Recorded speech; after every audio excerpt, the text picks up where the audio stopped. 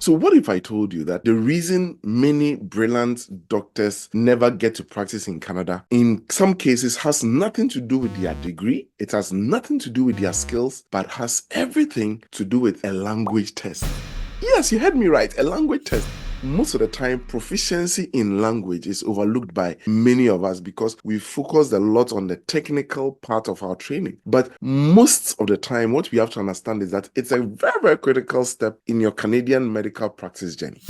Every year, every month, and every day, I talk to countless doctors. I see countless doctors because of our activity. And these doctors have treated thousands of patients. They have delivered awesome babies. Some of them are even high-ranking faculty in various universities across the world. Some have traveled to other countries as lead speakers and have even volunteered their skills to heal and take care of patients. But they are stopped in their Canadian journey right here, so far as language tests are concerned. And the issue is that it is because no one told them how to prepare actively and properly for this exam. And so today, I've taken it upon myself that I'm going to tell you everything so far as this language problem for many of us as physicians trained outside Canada is concerned.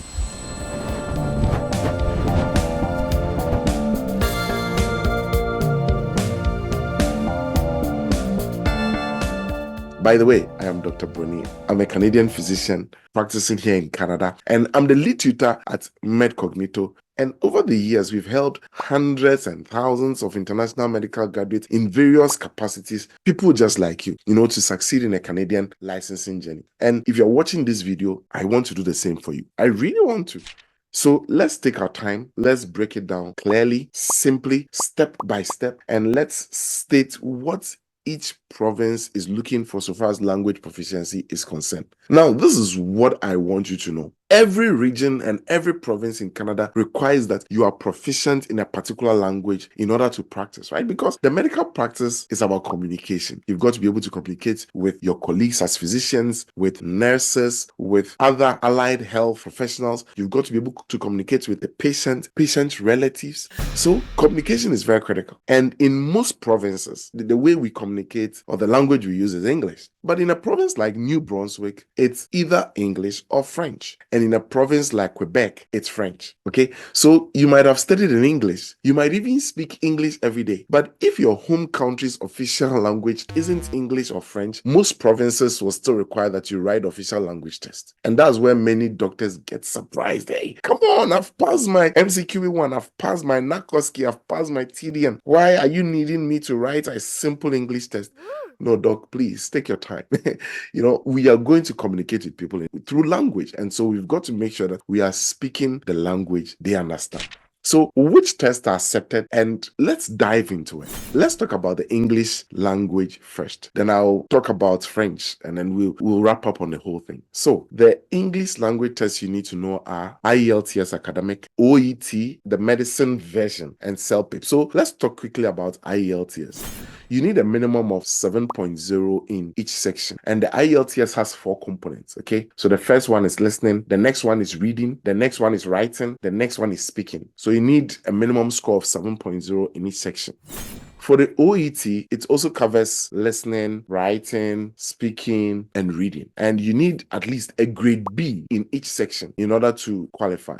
And for the CELPIP, we have the general version. So you want to aim for a score of 9 or more across the board in order to qualify. And if you are preparing to practice in Quebec, all you need to do is to pass the OQLF French proficiency exam. I'm not a French speaker, so I will not really dive deep into that. And one more thing. The results must also be recent. Don't say that, I wrote the exam 5 years ago and still think that it's going to apply. No, most of these language proficiency tests, you need to have written it in the last 24 months, okay? Within 24 months. So now let's talk about the exemptions, because this is where many candidates waste a lot of time. You might be thinking, I've studied in English. Surely I'm exempt. For example, I studied in English. But here's the actual truth. Most provinces will only offer you exemption if your first language language is English or French, and you were educated and you practiced that in that language continuously. Even then, even when you've met those requirements, you still need to provide a lot of proof, written documentation from your medical school, your previous employer, so many things. And if there is any doubt, I will say, in order to make things very simple for you, don't wait.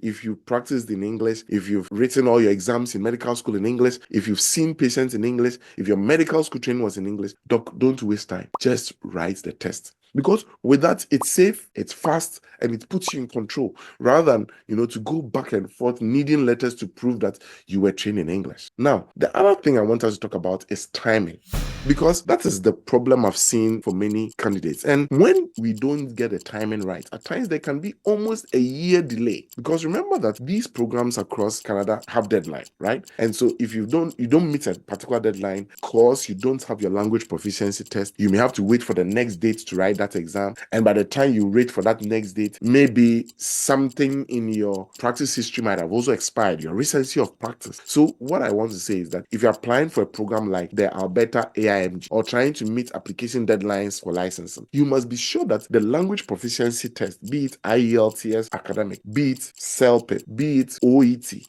at the time you are preparing for this exam or at the time you are preparing for this program, your English test is valid. Don't wait until the last minute, because that delay can cost you an entire year. So let's look at some tips we need to have in mind to crash the language test like IELTS, like OET, and like CELPIP. And these are the same tips we give to our students at MedCognito. And they work. So let's share it right away.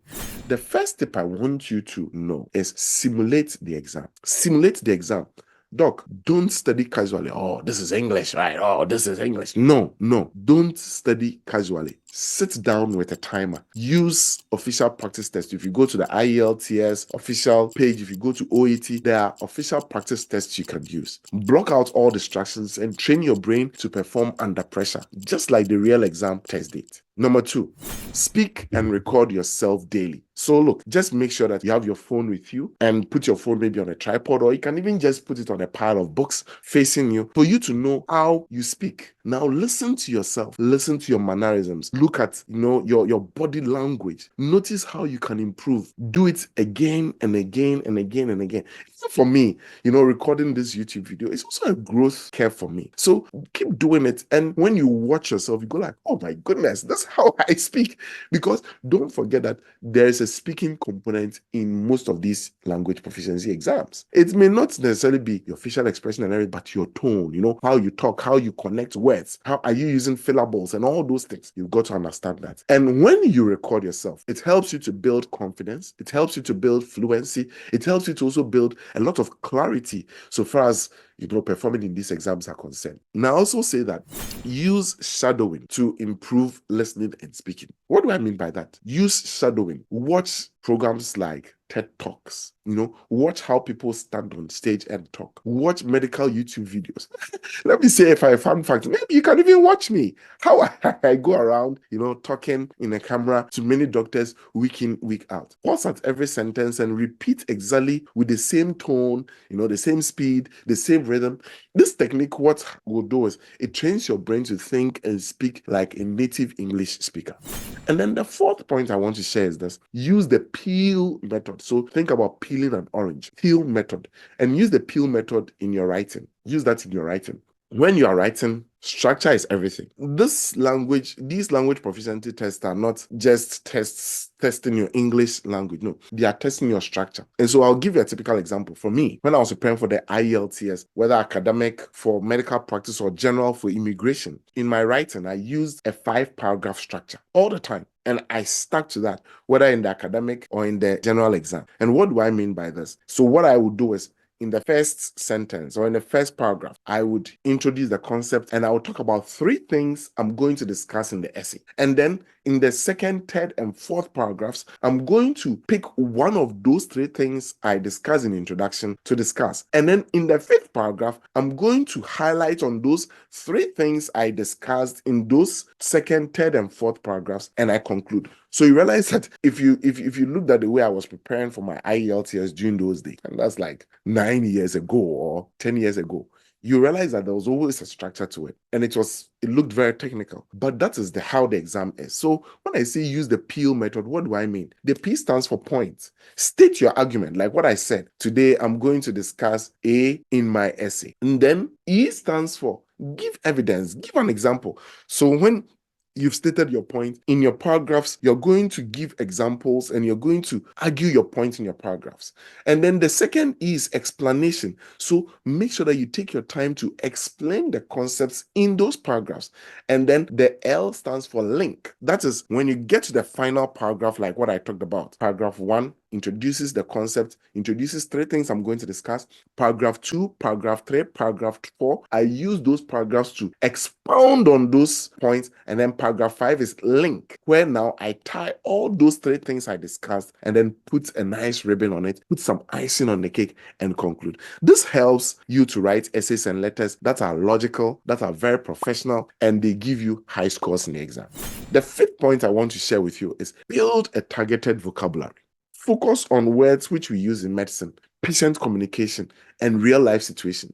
Start to say 10 words a day. Use them in your writing, use them in your speaking, think about them, talk through them, and you'll see that very soon you start seeing results. So if this morning on your hard card, you have 10 words you are learning in order to put into your language proficiency test, by the end of the week, by 5 days' time, you've learned 50 new words. Now, let's go deeper. What should you know about each major province and what they require? So let me take the big province of Ontario. So if you're looking at CPSO, they accept IELTS academic, they accept CELPIP, they accept OET. And they are very strict about exemptions so far as documentation is concerned. So as I've told you, Doc, like I tell all MCCQE1 students, just go ahead and write that exam, even if you were trained in English. What about Alberta? The CPSA. They also accept the same test. Ontario accepts IELTS, CELPIP, OET, but make sure your tests align with the AIMG timeline so that you don't miss out on any of the timelines. What about British Columbia? They may waive language testing, but only if you are fully trained and practice in English. What about Saskatchewan? Saskatchewan usually may handle exemptions on a case-by-case basis. So the best thing is just write the exam, right? Quebec requires you to pass the OQLF French exam. There are no shortcuts about it. So if you can speak French as well, why not try Quebec? In fact, I know someone from my country, and Ghana is a primarily English-speaking country. In fact, he's completing his residency this year. He wrote all his exam, and because he was living in Quebec as well, what he did was that he learned French. Can you imagine? He learned French, and within 6 months or so, there are some French proficiency steps you need to take in order to qualify even for the residency. He aced it. This is somebody who was a native English speaker and had not spoken a scintilla of French in his whole life, but he was determined, and he did it, and he did the OQLF exam, and boom, now he got into residency and he's completing this year. So let me tell you the top mistakes I see so that you can avoid them completely in your exam preparation. Number 1, people assume that IELTS General and IELTS Academic are the same thing. No. For immigration purposes, usually Immigration Canada will require IELTS General. For practice purposes, whether for practice ready assessment or for residency, the various medical bodies require IELTS Academic. So please get a difference. Number 2, people also assume that, because I was taught in English, I'll get automatic exemption. No, it doesn't work that way. And that is why for me, my default is, if you are talking about strategy, just go ahead, look at the province you want to go to. What language proficiency test do they want? Just go and write it. Case closed, right? Number 3, another mistake people make, which I want you to avoid, is they book the test late and they miss deadlines. Avoid that because it puts so much pressure on you.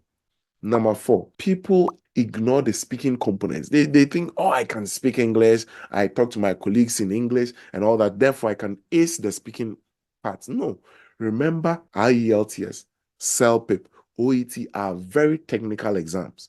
Even though it's an English proficiency exam, there's some technicality to it. So you've got to learn the principles, how to actually communicate so far as the English component is concerned, right? And then other mistake I want you to avoid is writing essays without proper structure. Remember, I shared my 5-step guide on how I write my essays in my English proficiency exams, right? You've got to have a structure. You've got to have a structure. So don't make these mistakes. Prepare properly and protect your future. So Doc, if you are listening to me, I want to really lean in and talk to you. I want to lean in and talk to you about something. Doctor to doctor, friend to friend, right? You didn't come this far. You didn't train all these years, learning all the medical stuff, the anatomy, physiology, biochemistry, entomology, all these things. Then you went on to, clinical medicine, obstetrics, gynecology, internal medicine, general surgery, all the subspecialties, only to be stopped by a language test. No, you didn't do that. You can do this. You can break the language test model. You can break it. You're not aiming only to pass an exam for points. And that is where I want you to start thinking about.